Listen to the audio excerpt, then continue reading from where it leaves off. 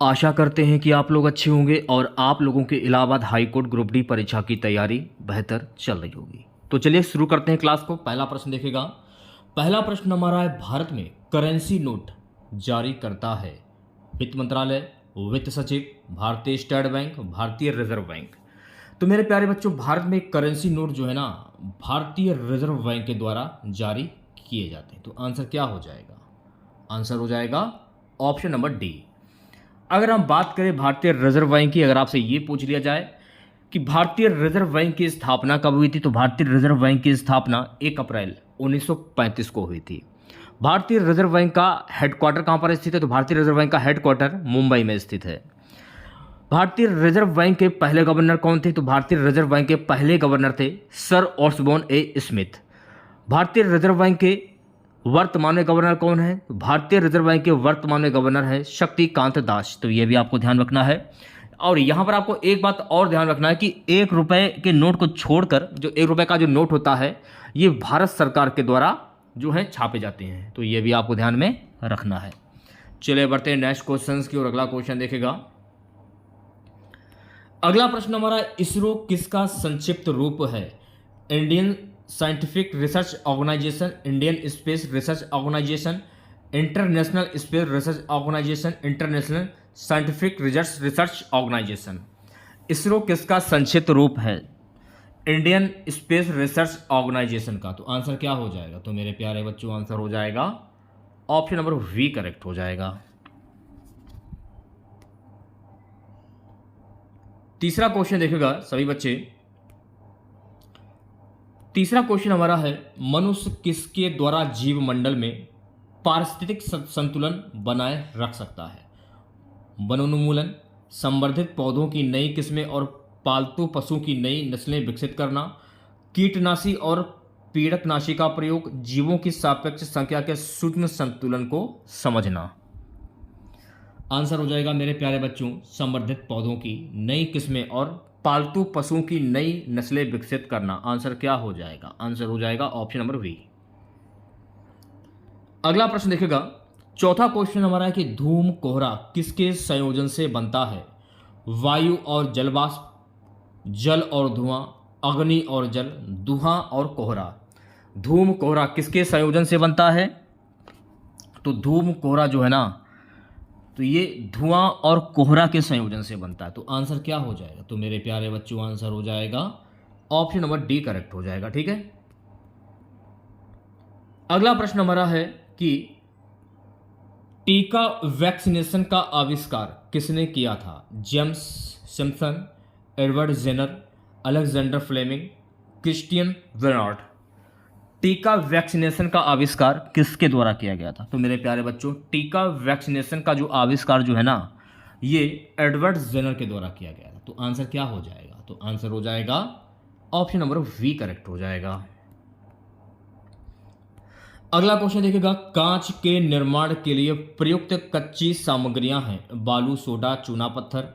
बालू charcoal soda, चूना पत्थर चारकोल सल्फर, बालू सल्फर सोडा। कांच के निर्माण के लिए प्रयुक्त कच्ची सामग्रियां कौन कौन सी होती हैं? तो मेरे प्यारे बच्चों, बालू, सोडा, चूना पत्थर। तो आंसर क्या हो जाएगा? आंसर हो जाएगा ऑप्शन नंबर ए करेक्ट हो जाएगा। सातवें क्वेश्चन की हम बात करेंगे। सातवां क्वेश्चन हमारा है कि हमारे भारतीय संविधान में कितने मूल कर्तव्य हैं? 12, 8, 11 या 9? हमारे भारतीय संविधान में कितने मूल कर्तव्य हैं? तो हमारे भारतीय संविधान में कुल 11 मूल कर्तव्य हैं। तो आंसर क्या हो जाएगा? तो मेरे प्यारे बच्चों, आंसर हो जाएगा ऑप्शन नंबर सी करेक्ट हो जाएगा। ठीक है। नेक्स्ट क्वेश्चन देखेगा। अगला प्रश्न हमारा है, लोहे की रेलों के टूटे हुए टुकड़ों और मशीन के भागों की वेल्डिंग में निम्नलिखित में से किसका प्रयोग किया जाता है? Aluminium sulphate, solder, aluminium powder, इनमें से कोई नहीं। किसका प्रयोग किया जाता है? तो मेरे प्यारे बच्चों, एल्युमिनियम पाउडर का प्रयोग किया जाता है। तो आंसर क्या हो जाएगा? तो आंसर हो जाएगा ऑप्शन नंबर सी करेक्ट हो जाएगा। नेक्स्ट क्वेश्चन देखिएगा। नेक्स्ट क्वेश्चन हमारा है, वायुमंडल में जल वाष्प की मात्रा मापी जाती है आर्द्रता के रूप में, बिंदुकों के रूप में, धूम कोहरा के रूप में, ये सभी। वायुमंडल में जल वाष्प की मात्रा मापी जाती है। तो वायुमंडल में जल वाष्प की जो मात्रा है ना, आर्द्रता के रूप में मापी जाती है। तो आंसर क्या हो जाएगा? तो मेरे प्यारे बच्चों आंसर हो जाएगा ऑप्शन नंबर ए। 10वां क्वेश्चन देखिएगा सभी बच्चे। बायोगैस बनाने के लिए सामान्यतः प्रयुक्त द्रव्य है पशुओं का अवशिष्ट, सस्य अवशेष, जलीय पादप, वन अवशेष। बायोगैस बनाने के लिए सामान्यतः प्रयुक्त द्रव्य है, तो मेरे प्यारे बच्चों पशुओं का अवशिष्ट। तो आंसर क्या हो जाएगा? आंसर हो जाएगा ऑप्शन नंबर ए करेक्ट हो जाएगा। ठीक है। 11वां क्वेश्चन देखिएगा सभी बच्चे। हमारे संविधान की प्रस्तावना में कोई उल्लेख नहीं है न्याय का, भ्रातृत्व का, प्रतिष्ठा की समानता का, वयस्क मताधिकार का। हमारे संविधान की प्रस्तावना में कोई उल्लेख नहीं है वयस्क मताधिकार का। तो आंसर क्या हो जाएगा? तो मेरे प्यारे बच्चों आंसर हो जाएगा ऑप्शन नंबर डी। 12वां क्वेश्चन देखिएगा। भारतीय संसद का जनता द्वारा निर्वाचित सदन निम्नलिखित में से कौन सा है? राज्यसभा, लोकसभा, लोकसभा भी और राज्यसभा भी, उपरोक्त में से कोई नहीं।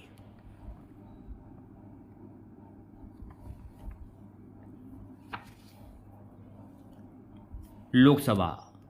तो आंसर क्या हो जाएगा? आंसर हो जाएगा option number B. Next question देखिएगा सभी बच्चे। सो गए नेक्स्ट क्वेश्चन हमारा है संविधान का कौन सा भाग राजनीति के निर्देशक सिद्धांत से संबंधित है? भाग 3, भाग 4, भाग 1 या भाग 2?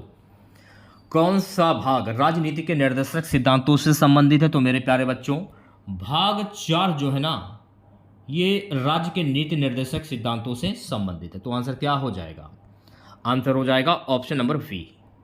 नेक्स्ट क्वेश्चन देखिएगा सभी बच्चे।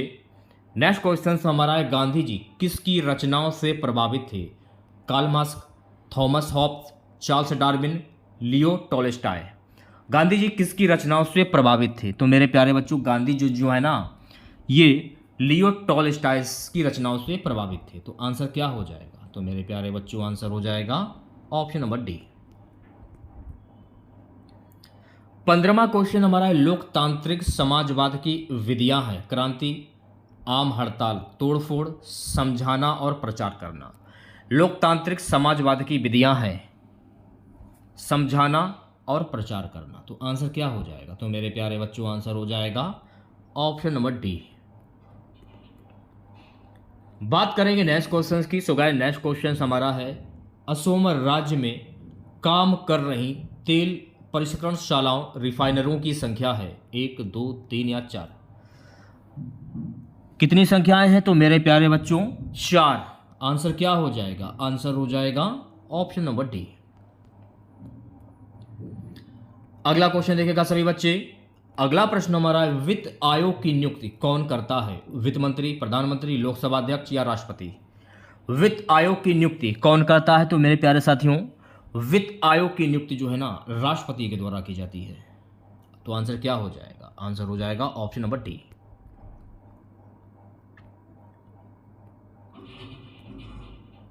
अगला प्रश्न अन्नपूर्णा योजना किस वर्ष कार्यान्वित की गई थी? 1998, 1996, 1999, 2000।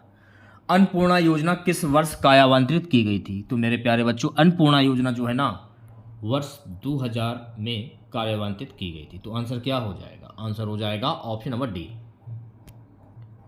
अगला प्रश्न देखिएगा सभी बच्चे। किस देश के उन्मूलन व्यापार शेष का आशय है? निर्यात की अपेक्षा आयात अधिक है, आयात की अपेक्षा निर्यात अधिक है, आयात और निर्यात बराबर हैं, आयात बढ़ रहा है और निर्यात कम हो रहा है। किस देश के अनुकूल व्यापार शेष का आशय है? आयात की अपेक्षा निर्यात अधिक है। तो आंसर क्या हो जाएगा? तो मेरे प्यारे बच्चों आंसर हो जाएगा ऑप्शन नंबर वी करेक्ट हो जाएगा। ठीक है। 20वां क्वेश्चन देखिएगा। मुख्य आयरन और स्टील उद्योग किस पठार में स्थित है? दक्कन, मालवा, तिलंगाना, छोटा नागपुर। मुख्य आयरन और स्टील उद्योग किस पठार में स्थित हैं? तो आप कह सकते हैं कि मुख्य आयरन और स्टील उद्योग जो है ना ये छोटा नागपुर पठार में स्थित है। तो आंसर क्या हो जाएगा? तो मेरे प्यारे बच्चों आंसर हो जाएगा ऑप्शन नंबर डी। अगला प्रश्न हमारा है घास का सबसे ऊंचा और सबसे मोटा प्रकार है? एल्फा, चारा, बांस, लाइकेन। घास का सबसे ऊंचा और सबसे मोटा प्रकार क्या है? तो आप कह सकते हैं बांस। तो आंसर क्या हो जाएगा? तो मेरे प्यारे बच्चों आंसर हो जाएगा ऑप्शन नंबर सी। अगला प्रश्न देखेगा सभी बच्चे, निम्नलिखित में से किस नदी का स्रोत भारत से बाहर है? ब्रह्मपुत्र, ब्यास, रावी, झेलम। किस नदी का स्रोत भारत से बाहर है?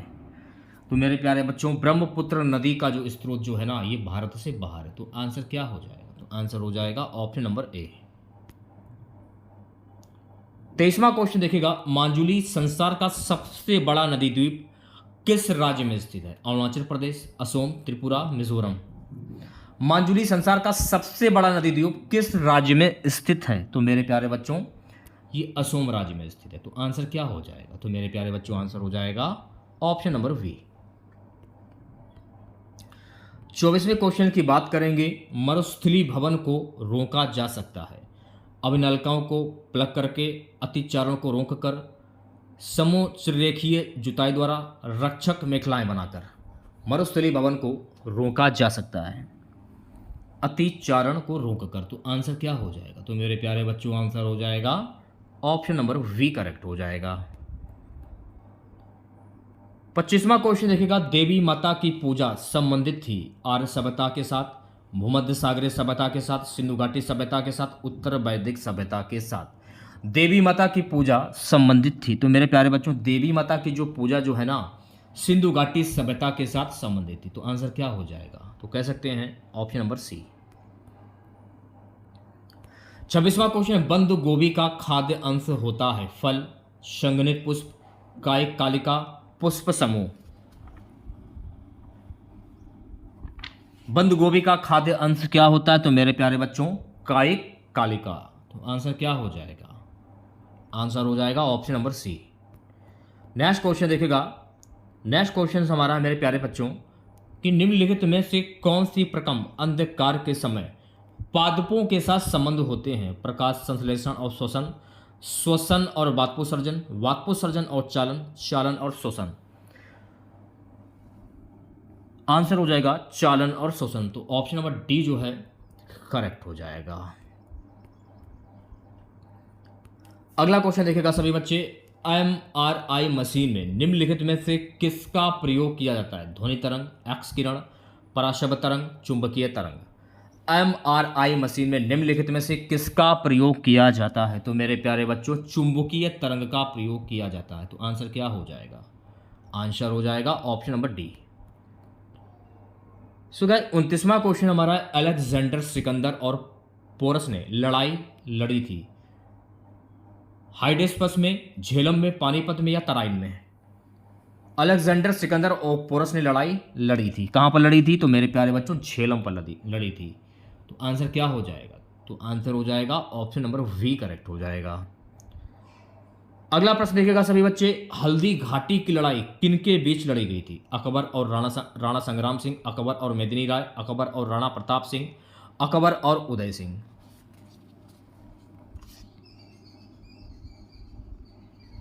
देखिए हल्दी घाटी की जो लड़ाई हुई थी, हल्दी घाटी की लड़ाई अकबर और राणा प्रताप सिंह के बीच में लड़ी गई थी। तो आंसर क्या हो जाएगा? ऑप्शन नंबर सी करेक्ट हो जाएगा। और हल्दी घाटी का जो युद्ध हुआ था, यानी जिसकी जो लड़ाई हुई थी, ये कब हुई थी? 18 जून 1576 को। और इसका जो नेतृत्व है, इसका नेतृत्व आमेर के मान सिंह प्रथम के द्वारा किया गया था। तो ये फैक्ट आपको ध्यान में रखने हैं। चलिए बढ़ते हैं नेक्स्ट क्वेश्चन की ओर। अगला क्वेश्चन देखेगा, अगला प्रश्न देखेगा सही बच्चे, शाहजहां का प्रसिद्ध तख्ते ताउस 1739 ईस्वी में कौन ले गया था? अफगान आक्रामक अहमद शाह अब्दाली, फारसी आक्रामक नादिर शाह, मंगोल आक्रामक Genghis Khan, British East India Company. Shahjahan का प्रसिद्ध तख्ते ताउस 1739 में कौन ले गया था? फारसी आक्रामक नादिर शाह। तो आंसर क्या हो जाएगा? तो मेरे प्यारे बच्चों आंसर हो जाएगा ऑप्शन नंबर वी करेक्ट हो जाएगा। ठीक है, नेक्स्ट क्वेश्चन देखेगा, 32वां क्वेश्चन हमारे, कैमरा के प्रतिबिंब की तीक्ष्णता निम्नलिखित में से कौन तय करता है? द्वारक, अपचर, उर्दर्शन का समय, लेंस की फोकस दूरी, कैमरा का आकार। कैमरा के प्रतिबिंब की तीक्ष्णता निम्नलिखित में से कौन तय करता है? तो आप कह सकते हैं द्वारक, अपचर। तो आंसर क्या हो जाएगा? तो मेरे प्यारे बच्चों आंसर हो जाएगा ऑप्शन नंबर ए करेक्ट हो जाएगा। 33वां क्वेश्चन हमारा है स्टेनलेस स्टील किसकी मिश्र धातु है? क्रोमियम और कार्बन, क्रोमियम कार्बन और आयरन, क्रोमियम और आयरन, कार्बन और आयरन। स्टेनलेस स्टील किसकी मिश्र धातु है? तो मेरे प्यारे बच्चों स्टेनलेस स्टील जो है ना ये क्रोमियम कार्बन और आयरन की मिश्र धातु है। तो आप कह सकते हैं आंसर हो जाएगा ऑप्शन नंबर वी। चलिए बढ़ते हैं नेक्स्ट क्वेश्चन की ओर। अगला क्वेश्चन देखेगा सभी बच्चे। नेक्स्ट क्वेश्चन हमारा मेरे प्यारे बच्चों पत्तों में दिखाई देने वाली शिराएं काम करती हैं प्रकाश संश्लेषण का, वाष्पोत्सर्जन का, भंडारण का या चालन का? पत्तों में दिखाई देने वाली शिराएं जो है ये काम करती हैं प्रकाश संश्लेषण का। तो आंसर क्या हो जाएगा? तो मेरे प्यारे बच्चों आंसर हो जाएगा ऑप्शन नंबर ए करेक्ट हो जाएगा। ठीक है, नेक्स्ट क्वेश्चन देखेगा। निम्नलिखित में से बौद्ध साहित्य की पहचान कीजिए। त्रिपिटक, उपनिषद, अंग, आर्य। निम्नलिखित में से बौद्ध साहित्य की पहचान कीजिए। तो आंसर क्या हो जाएगा? तो मेरे प्यारे बच्चों आंसर हो जाएगा त्रिपिटक। कह सकते हैं आंसर आपका ऑप्शन नंबर ए करेक्ट हो जाएगा। 36वां क्वेश्चन देखिएगा सभी बच्चे। पक्षियों को उड़ने से रोकने की प्रक्रिया क्या कहलाती है? Brailing, debeaking, dubbing, pecking. पक्षियों को उड़ने से रोकने की प्रक्रिया क्या कहलाती है? तो मेरे प्यारे बच्चों ये प्रक्रिया ब्रेलिंग कहलाती है। तो आंसर क्या हो जाएगा? आंसर हो जाएगा ऑप्शन नंबर ए। अगला प्रश्न देखिएगा सभी बच्चे। विक्रम साराभाई अंतरिक्ष केंद्र ये कहां पर स्थित है? श्रीहरिकोटा में, त्रिवेंद्रम में, ट्राम्बे में, बेंगलुरु में। विक्रम साराभाई अंतरिक्ष केंद्र कहां पर स्थित है? तो विक्रम साराभाई अंतरिक्ष केंद्र जो है ना ये त्रिवेंद्रम में स्थित है। तो आंसर क्या हो जाएगा? आंसर हो जाएगा ऑप्शन नंबर वी। सेकंड के लोलक की काल अवधि है 1 second, 2 second, 0.5 second, 1.5 second. Second के लोलक की काल अवधि कितनी होती है? तो मेरे प्यारे बच्चों 2 सेकंड की अवधि होती है। तो आंसर क्या हो जाएगा? आंसर हो जाएगा option number B. Next question देखेगा सभी बच्चे। ठंडे देशों में शीतकाल में झीलें जम जाती हैं नीचे पानी छोड़कर 0 डिग्री सेल्सियस पर, 0 डिग्री एफ पर, 4 डिग्री सेल्सियस पर, 4 डिग्री एफ पर। ठंडे देशों में शीतकाल में झीलें जम जाती हैं नीचे पानी छोड़कर 0 डिग्री सेल्सियस पर। तो आंसर क्या हो जाएगा? तो मेरे प्यारे बच्चों आंसर हो जाएगा ऑप्शन नंबर सी। अगला क्वेश्चन। अमीर को ही कृषि विभाग नामक एक नया विभाग किस सुल्तान द्वारा शुरू किया गया था? अलाउद्दीन खिलजी, फिरोज तुगलक, मोहम्मद बिन तुगलक, सिकंदर लोदी। अमीर को ही कृषि विभाग नामक एक नया विभाग किस सुल्तान के द्वारा शुरू किया गया था? मोहम्मद बिन तुगलक के द्वारा शुरू किया गया था। तो आंसर क्या हो जाएगा? तो मेरे प्यारे बच्चों आंसर हो जाएगा ऑप्शन नंबर सी। 41वां क्वेश्चन देखेगा। मौर्य काल में शिक्षा का सर्वाधिक प्रसिद्ध केंद्र था? वैशाली, नालंदा, तक्षशिला, उज्जैन। मौर्य काल में शिक्षा का सर्वाधिक प्रसिद्ध केंद्र था। तो मौर्य काल में शिक्षा का सर्वाधिक प्रसिद्ध केंद्र था मेरे प्यारे बच्चों तक्षशिला। तो आंसर क्या हो जाएगा? आंसर हो जाएगा ऑप्शन नंबर सी। चलिए बढ़ते हैं नेक्स्ट क्वेश्चन की और। अगला क्वेश्चन देखेगा। नंद वंश के पश्चात मगध पर किस राजवंश ने शासन किया था? मौर्य, शुंग, गुप्त, कुषाण।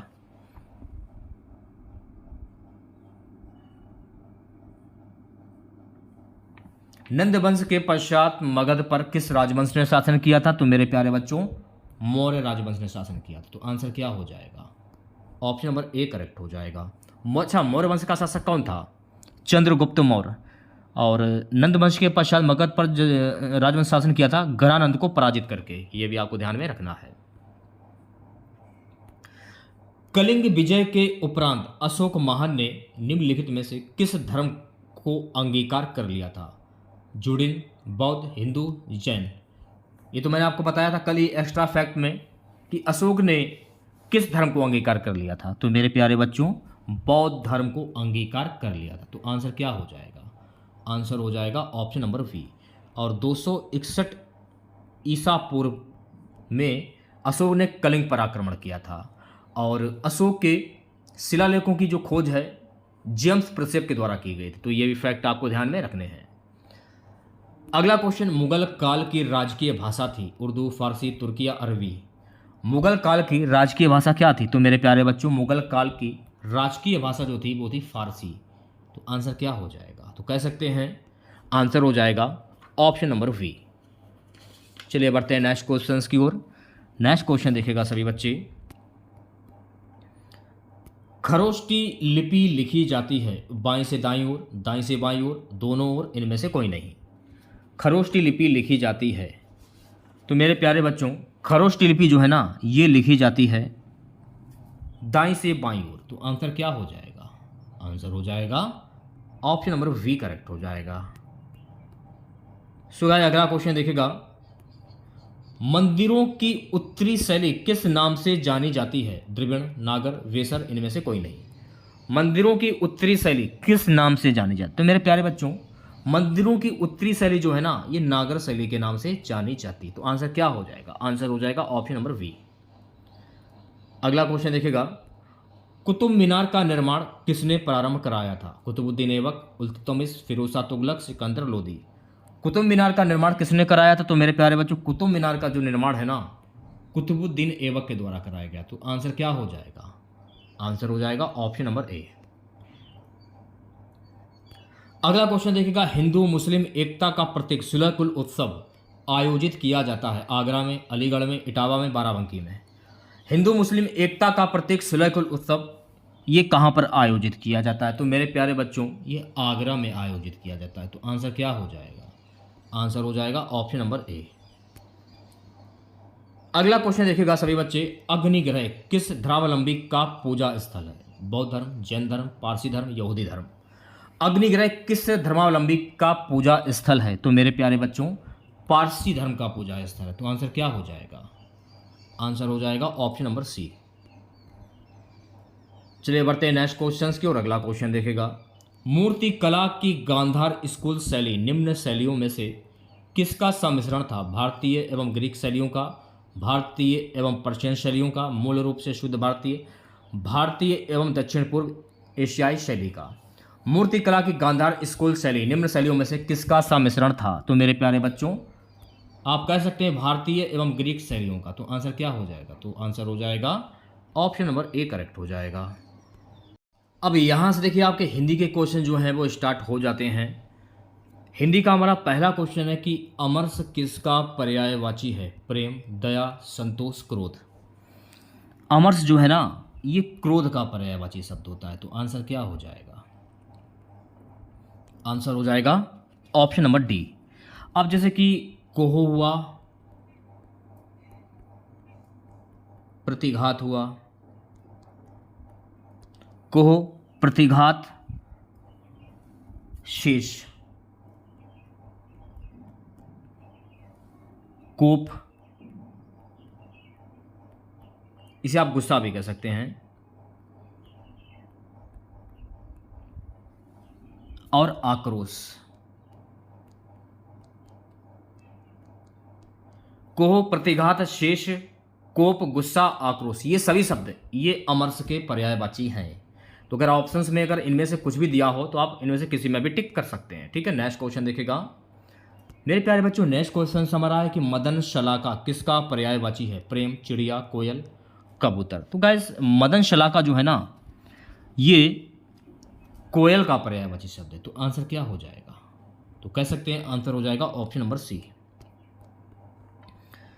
अगला प्रश्न देखेगा। जो इंद्र पर विजय प्राप्त कर चुका हो उसको क्या कहते हैं? इंद्रजय, इंदु, जितेंद्रिय, इंद्रजीत। जो इंद्र पर विजय प्राप्त कर चुका हो उसको क्या कहते हैं? तो मेरे प्यारे बच्चों जो इंद्र पर विजय प्राप्त कर चुका हो उससे कहते हैं इंद्रजीत। और इंद्रजीत के नाम से किन्हें जाना जाता है? मेघनाथ को जाना जाता है। तो आंसर क्या हो जाएगा? ऑप्शन नंबर डी करेक्ट हो जाएगा। अगला क्वेश्चन हमारा मेरे प्यारे बच्चों। घटनाओं का कालक्रम से किया गया वर्णन कहलाता है इतिवृत्त, कहानी, संस्मरण या नाटक। घटनाओं का कालक्रम से किया गया वर्णन क्या कहलाता है? तो मेरे प्यारे बच्चों घटनाओं का कालक्रम से किया गया जो वर्णन है ना ये इतिवृत्त कहलाता है। क्या कहलाता है? इतिवृत्त। तो आंसर क्या हो जाएगा? ऑप्शन नंबर ए करेक्ट हो जाएगा। अपकार का विलोम शब्द क्या होता है? अनिष्ट, विनिष्ट, उपकार या परोपकार। तो मेरे प्यारे बच्चों अपकार का विलोम शब्द क्या होता है? उपकार होता है। तो आंसर क्या हो जाएगा? आंसर हो जाएगा ऑप्शन नंबर सी। अच्छा, अनिष्ट का विलोम शब्द क्या होता है? तो अनिष्ट का विलोम शब्द इष्ट होता है। क्या होता है? इष्ट होता है। विनिष्ट का विलोम शब्द क्या होता है? साधारण, सामान्य। परोपकार का विलोम शब्द क्या होता है? तो परोपकार का विलोम शब्द होता है अपकार। क्या होता है? अपकार। तो ये भी आपको ध्यान में रखना है। वैसे तो आंसर हो जाएगा ऑप्शन नंबर सी। चलिए बढ़ते हैं नेक्स्ट क्वेश्चन की ओर। अगला क्वेश्चन देखेगा, अभियुक्त का विलोम शब्द क्या होता है? निरपराध, योगी, भोगी, अप। अभियुक्त का विलोम शब्द क्या होता है? तो मेरे प्यारे बच्चों अभियुक्त का विलोम शब्द होता है निरपराध। तो आंसर क्या हो जाएगा? आंसर हो जाएगा ऑप्शन नंबर ए। अच्छा, अगर आपसे ये पूछ लिया जाए कि योगी का विलोम शब्द क्या होता है? तो योगी का विलोम शब्द होता है भोगी। और भोगी का विलोम शब्द क्या होता है? योगी होता है। अच्छा, अप का विलोम शब्द क्या होता है? अगर आपसे ये पूछ लिया जाए कि अप का विलोम शब्द क्या होता है? अप नहीं होगा, ये अभियोगी होगा, अप नहीं होगा। ठीक है, थोड़ा सा मिस्टेक हो गया है ऑप्शंस में। तो आंसर क्या हो जाएगा? Option number A. Next question देखिएगा सभी बच्चे।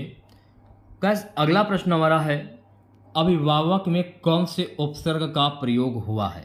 अब मैंने आपको क्या बताया था कि स्टार्टिंग का जो शब्द होता है वो आपका उपसर्ग होता है और लास्ट वाला जो शब्द होता है वो प्रत्यय होता है। अब अभिभावक का स्टार्टिंग शब्द देख लीजिए, शुरुआत का शब्द देख लीजिए, आपके समझ में आ जाएगा। अभी है, अभी ये रहा शुरुआत का शब्द। तो आंसर क्या हो जाएगा? आंसर हो जाएगा ऑप्शन नंबर सी। बहुत ही सिंपल सा क्वेश्चन है। अध्ययन में उपसर्ग बताइए। स्टार्टिंग का शब्द ले लीजिए, आपके समझ आ होगा, अति होगा, अधि होगा या अप होगा? अधि हो जाएगा, अधिधन, अध्ययन। तो आंसर क्या हो जाएगा? आंसर हो जाएगा ऑप्शन नंबर सी करेक्ट हो जाएगा। उज्ज्वल का संधि विच्छेद क्या होता है? सिंपल सा क्वेश्चन है, आसानी से बता सकते हैं आप लोग। तो मेरे प्यारे बच्चों उज्ज्वल का संधि विच्छेद होता है उत्धनज्वल। आंसर क्या हो जाएगा? आंसर हो जाएगा ऑप्शन नंबर डी।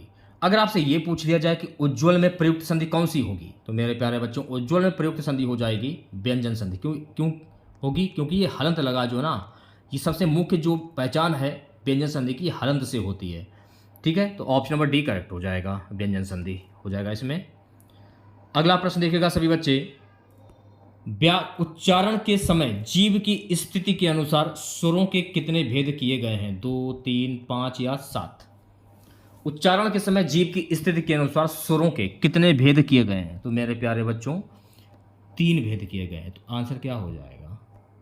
आंसर हो जाएगा option number B. Next question देखिएगा, शुद्ध वर्तनी की पहचान करनी है आपको। तो आपको यह बताना है कि ज्योत्सना कैसे लिखा जाता है। ज्योत्सना लिखने का तरीका क्या है? देखिए ज्योत्सना लिखने का तरीका ये रहा, ऐसे ज्योत्सना लिखा जाता है। इंपॉर्टेंट क्वेश्चन है, एक बार आप लोग देख लीजिएगा। तो सी ऑप्शन करेक्ट हो जाएगा। अगला प्रश्न हमारा है, पंचवटी किस कवि की रचना है? मैथिली शरण गुप्त, रामधारी सिंह दिनकर, जयशंकर प्रसाद, सूर्यकांत त्रिपाठी निराला। पंचवटी किस कवि की रचना? तो मेरे प्यारे बच्चों पंचवटी जो है ना, ये मैथिली शरण गुप्त की रचना है। तो आंसर क्या हो जाएगा? आंसर हो जाएगा ऑप्शन नंबर ए। अगला प्रश्न, काली आंधी किस रचनाकार की कृति है? धर्मवीर भारती, राजेंद्र यादव, भगवती चरण वर्मा, कमलेश्वर। काली आंधी किस रचनाकार की कृति है? तो मेरे प्यारे बच्चों काली आंधी जो है ना, ये कमलेश्वर की कृति है। तो आंसर क्या हो जाएगा? तो आंसर हो जाएगा ऑप्शन नंबर डी। काली आंधी की पृष्ठभूमि में कौन सी घटना है? भारत चीन युद्ध, भारत विभाजन, गुजरात नरसंहार, आपातकाल। काली आंधी की पृष्ठभूमि में कौन सी घटना है? तो मेरे प्यारे बच्चों आपातकाल की घटना है। तो आंसर क्या हो जाएगा? तो कह सकते हैं आप लोग ऑप्शन नंबर डी करेक्ट हो जाएगा। ठीक है, 8 आंसू बहाना मुहावरे का अर्थ क्या होगा? विचलित होना, बुरी तरह पछताना, संकट आना, विनाश होना। बुरी तरह पछताना, इसका मुहावरा क्या होगा? बुरी तरह पछताना। तो आंसर क्या हो जाएगा? ऑप्शन नंबर वी करेक्ट हो जाएगा। 8 आंसू बहाना, इसका मुहावरा हो जाएगा बुरी तरह पछताना। अगर मान लीजिए ऑप्शंस में बहुत अधिक रोना दिया जाए, तो आप उस पर भी टिक कर सकते हैं। अगला प्रश्न हमारा है, निम्न में से कौन मात्रिक छंद नहीं है? चौपाई, रोला, हरिगीतिका, सवैया। निम्न में कौन मात्रिक छंद नहीं है? तो मेरे प्यारे बच्चों, सवैया जो है ना, ये मात्रिक छंद नहीं है। तो आंसर क्या हो जाएगा? आंसर हो जाएगा ऑप्शन नंबर डी। अगला क्वेश्चन देखिएगा, निम्न में से कौन वाणिक छंद नहीं है? कवित, मलिनी, मंदाक्रांता या कुंडलियां।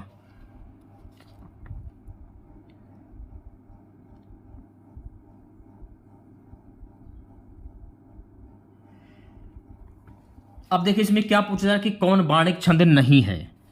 कुंडलियां जो है ना, ये वाणिक छंद नहीं है, लेकिन सवैया जो है ना, सवैया ये वाणिक छंद होता है। ठीक है, ये आपको ध्यान में रखना है।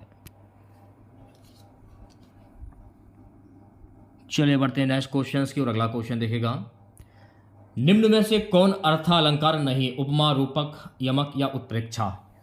निम्न में कौन अर्थालंकार नहीं है? देखिए यमक जो है ना, ये अर्थालंकार नहीं है। तो आंसर क्या हो जाएगा? आंसर हो जाएगा option number C. So guys अगला प्रश्न देखेगा 69, आचार्य भरत के अनुसार स्थायी भावों की संख्या कितनी होती है? 8, 9, 33 या 49। आचार्य भरत के अनुसार स्थायी भावों की संख्या कुल कितनी होती है? तो मेरे प्यारे बच्चों 9 होती है। तो आंसर क्या हो जाएगा? आंसर हो जाएगा ऑप्शन नंबर वी करेक्ट हो जाएगा। ठीक है, कोणार्क और पहला राजा किसकी प्रसिद्ध कृति है? अमृतलाल नागर, जगदीश चंद्र माथुर, मोहन राकेश, हबीब तनवीर। कोणार्क और पहला राजा किसकी प्रसिद्ध कृति है? तो मेरे प्यारे बच्चों, कोणार्क और पहला राजा जो है ना, ये जगदीश चंद्र माथुर की कृति है। तो आंसर क्या हो जाएगा? तो कह सकते हैं आप लोग ऑप्शन नंबर वी करेक्ट हो जाएगा। सो गाइस अगला प्रश्न देखेगा, रक्त है या नसों में क्षुद्र पानी, जांच कर तू शीश दे देकर जवानी। इन पंक्तियों में कौन सा रस जो है वो सर्जित हुआ है? वीर रस, भीतर रस, रौद्र रस या श्रृंगार रस। तो इसमें वीर रस का सर्जित हुआ है। आंसर क्या हो जाएगा? आंसर हो जाएगा ऑप्शन नंबर ए। पढ़ने से ही पता चल रहा है कि इसमें वीर रस है। रक्त है या है नसों में क्षुद्र पानी, जांच कर तू शीश दे देकर जवानी, यानी वीर आ रहा है, यानी वीर रस इसमें है। साफ साफ दिख रहा है कि वीर रस होगा इसमें। अगला क्वेश्चन देखेगा मेरे प्यारे बच्चों, प्रकाश के सामने अंधेरा टिक ना सका, यह किस प्रकार का वाक्य है? सरल वाक्य, मिश्र वाक्य, संयुक्त वाक्य या उपवाक्य। प्रकाश के सामने अंधेरा टिक ना सका, तो इसमें कौन सा वाक्य हो जाए? तो मेरे प्यारे बच्चों इसमें हो जाएगा सरल वाक्य। तो आंसर क्या हो जाएगा? आंसर हो जाएगा ऑप्शन नंबर ए। अब यहां पर देखिए आपको शुद्ध शब्द की पहचान करनी है। पुनर्जागरण कैसे लिखा जाता है? पुनर्जागरण लिखने का तरीका क्या है? देखिए पुनर्जागरण अगर आप लोग लिखते हैं तो पुनर्जागरण ऐसे लिखा जाता है। तो आंसर क्या हो जाएगा? आंसर हो जाएगा option number D. Next question हमारा है, नाक का बाल होना किस मुहावरे का अर्थ है? परेशान करना, घृणा करना, अत्यधिक प्यारा होना, प्रतिष्ठा देना। नाक का बाल होना किस मुहावरे का अर्थ है? तो मेरे प्यारे बच्चों नाक का बाल होना अधिक प्यारा होना। तो आंसर क्या हो जाएगा? आंसर हो जाएगा option number C. Next question हमारा है मेरे प्यारे बच्चों, निम्नलिखित में से कौन सा शब्द परि उपसर्ग से निर्मित है? पराक्रम, प्रकाश, परिवर्तन, पराभव। निम्नलिखित में से कौन सा शब्द परि उपसर्ग से निर्मित है? तो कह सकते हैं आप लोग परिवर्तन। तो आंसर क्या हो जाएगा? तो मेरे प्यारे बच्चों आंसर हो जाएगा ऑप्शन नंबर सी। अगला क्वेश्चन हमारा आकाश से संबंधित के लिए एक शब्द क्या है? आकाशीय, पार्थिव, सामुद्रिक, सौर। आकाश से संबंधित के लिए एक शब्द क्या होता है? तो मेरे प्यारे बच्चों आकाश से संबंधित के लिए एक शब्द होता है आकाशीय। तो आंसर क्या हो जाएगा? आंसर हो जाएगा ऑप्शन नंबर ए करेक्ट हो जाएगा। चलिए बढ़ते हैं नेक्स्ट क्वेश्चन की और अगला क्वेश्चन देखेगा सभी बच्चे, निम्नलिखित में से किस शब्द में गुण संधि नहीं है? नरेंद्र, परमेश्वर, परोपकार या विद्यार्थी।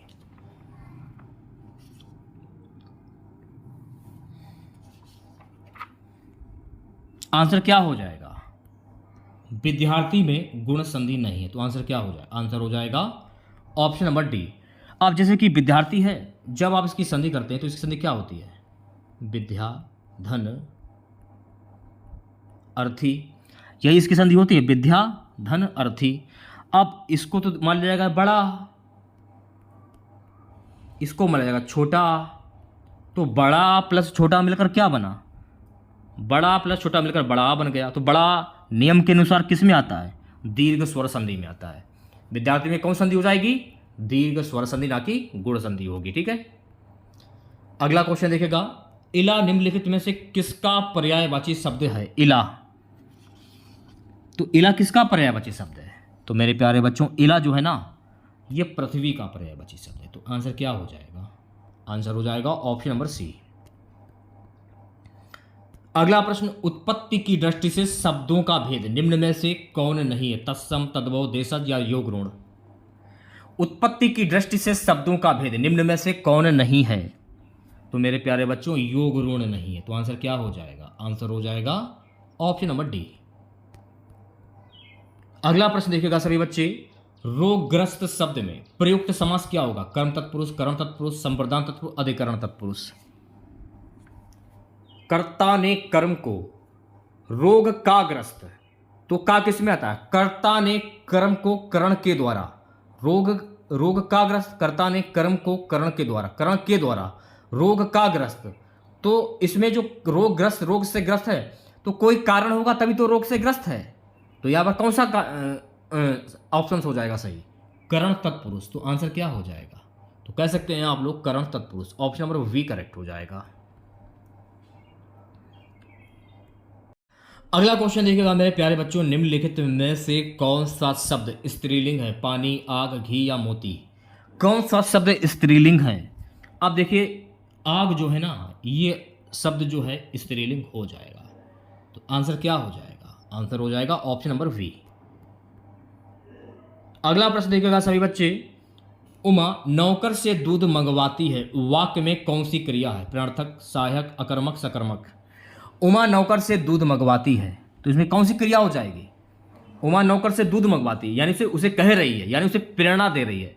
तो यह हो जाएगा प्रेरणार्थक क्रिया। तो आंसर क्या हो जाएगा, आंसर हो जाएगा ऑप्शन नंबर ए। तुलनात्मक विशेषण की हिंदी में कितनी अवस्थाएं होती हैं, 2, 3, 4 या केवल एक।